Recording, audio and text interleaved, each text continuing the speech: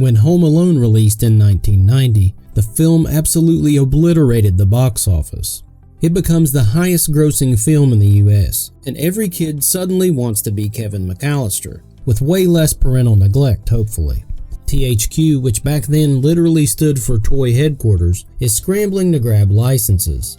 One of the games they end up publishing is Home Alone for the NES. But what we got instead is one of the most chaotic survival-style licensed games of the early 90s, and believe it or not, it's hiding some genuinely interesting secrets. And then you learn there's a glitch that lets you freeze the Wet Bandits in place and basically go enjoy a lovely cheese pizza just for yourself while the timer runs down. And it was actually one of Bethesda Softworks' early developments as part of the studio's scrappy young years, before they reinvented themselves as the powerhouse behind the Elder Scrolls. Today, we're digging into the secrets and history of one of the strangest movie tie-ins on the NES, its development, how the game actually works, how to reliably beat it, the glitches speedrunners abused to make this game a breeze, and what people thought of it back then, versus the weird little cult following it has now. So crowbars up as we explore the secrets and history behind the original Home Alone on the NES. Let's get started.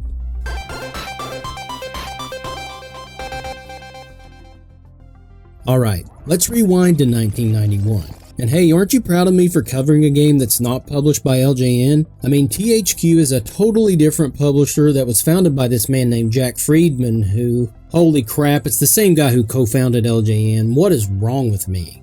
The NES version of Home Alone was developed by Bethesda Softworks. Before Skyrim, before Fallout, they were doing stuff like Wayne Gretzky's Hockey and Where's Waldo. You can even see the resemblance to Where's Waldo in the Home Alone graphics because the team was likely working on both of these games at similar times.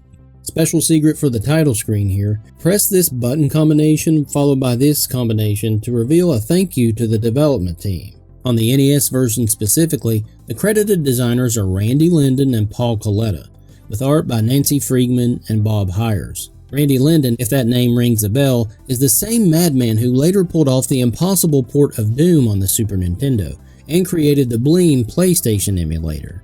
And George the Fat Man Sanger was on music and sound. And if you may have recognized the composer, George Sanger's the same guy who worked on Maniac Mansion on the NES. The interesting thing is that Home Alone NES doesn't play like a normal platformer. No big attack button, no stage select, no clear level 1, 2, 3 structure. Instead, it's basically survive 20 minutes in the house, setting traps and avoiding the Wet Bandits. That wasn't an accident. In a previous interview with Linden, he stated that they deliberately tried to make a stealth-style game to match the movie, running around the house, setting traps, avoiding the burglars, instead of just punching them in the face like a typical action game. The result is that weird, timer-based survival design. All you have to do is last 20 in-game minutes while Harry and Marv chase you around a maze-like McCallister house and yard. This was really an attempt to do something different on the NES. The NES game hit stores in late 1991, just in time to ride the movie's holiday hype. And importantly, this is not the same game as the Sega Genesis or the SNES version. Every platform basically got its own weird interpretation of Kevin versus the Wet Bandits, but the NES version is its own beast. So what does the official story say that you're doing here? The NES manual lays it out pretty clearly. The McCallister family is gone. Kevin is left home alone to guard the fort, and Harry and Marv set their sights on the family's valuables. Kevin's job is simple. Hold out for 20 minutes until the police arrive. Sprint through the house, the basement, and the treehouse while laying booby traps for the bungling Wet Bandits.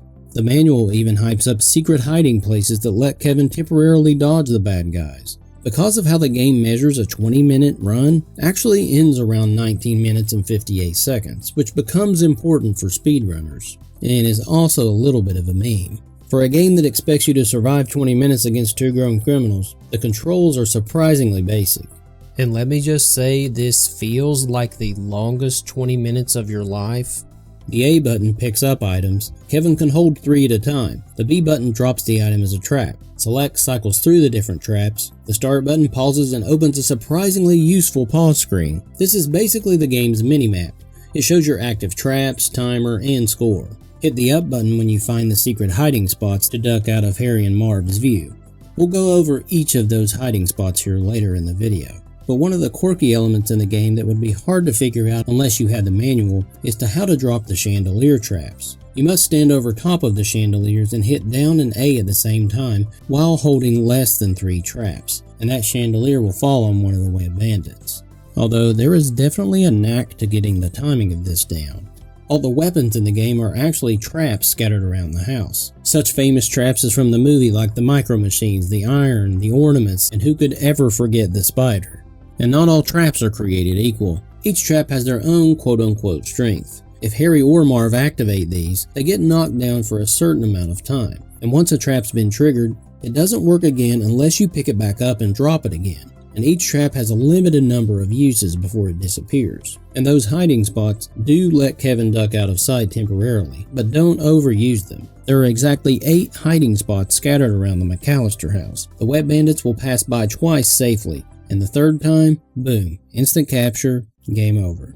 And here are the 8 locations. Number 1, the basement on the right side, here on the left side of the basement near the blue drawers, and a third one in the basement near this gray appliance region in the corner. You can hide in the Christmas tree on the first floor of the house, 2 locations on the second floor behind each of the beds, one to the left and one to the right of the stairs, and on the third floor this first chest of drawers near the stairs, and a little further down to the right there's a third chest of drawers you can hide behind. And by the way, this is a terrible hiding spot. I mean, I don't see how you're hiding here. One of the things that always disappointed me about this game is there is no BB gun on the NES version. Okay, let's talk strategy. Number 1, learn the house layout first. The first thing you should do is ignore the bandits for your first attempt and just map out the house in your head. Ground floor, entryway, main halls, stairs up and down.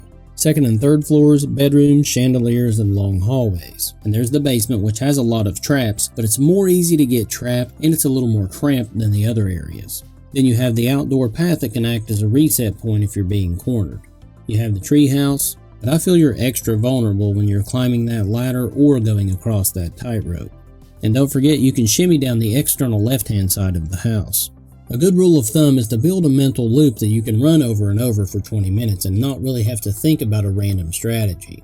So try this loop. When the game starts, head upstairs to the second floor, and just continue to grab a few traps on your way just in case you encounter Harry or Marv. Once upstairs, move left, climb the stairs to the third floor.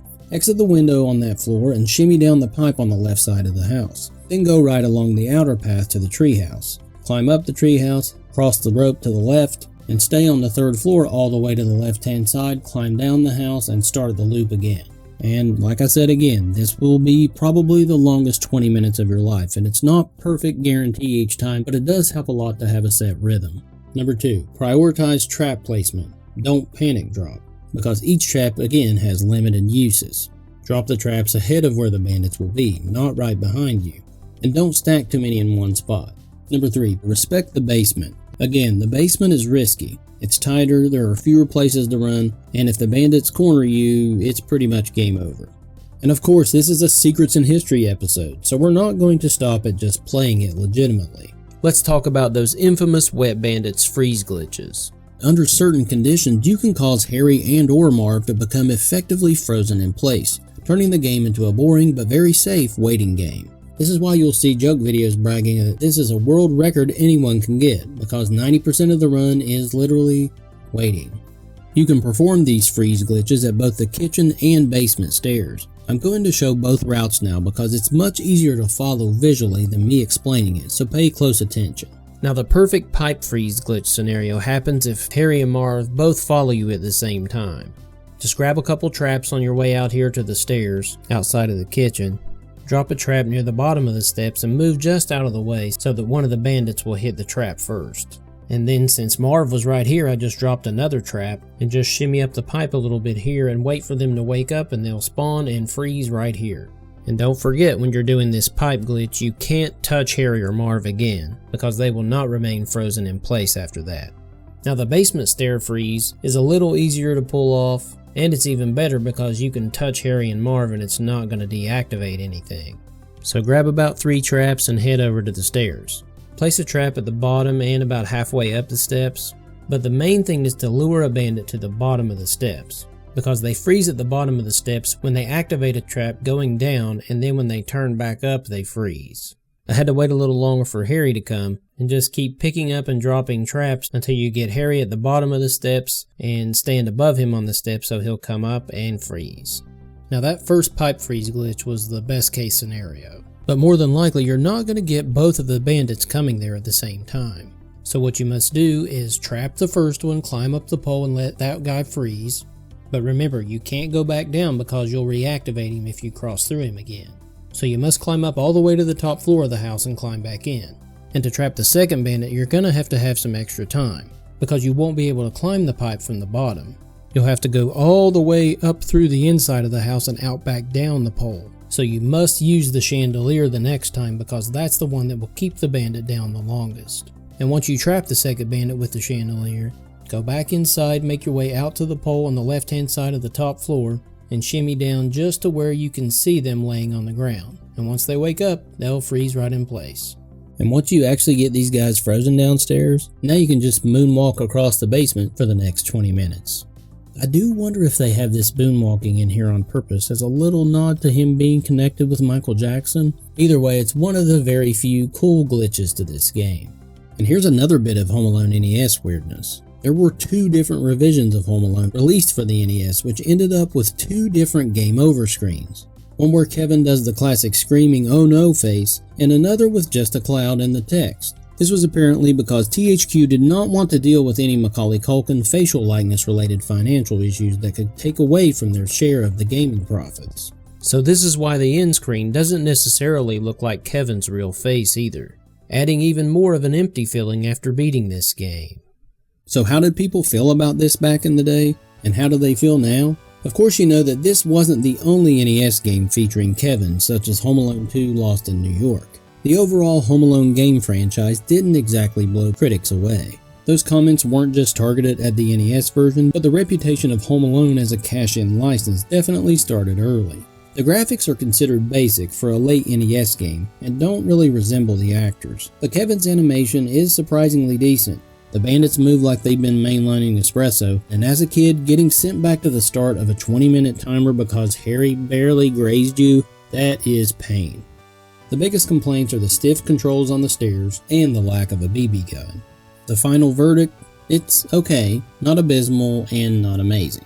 A flawed curiosity more than a disaster. So did this thing actually sell? Based on reported figures, the Home Alone game sold around 50,000 units total. This is quite pitiful compared to big NES hits, which sold in the hundreds of thousands or millions. Home Alone was definitely more of a rent-it-for-the-weekend type of game.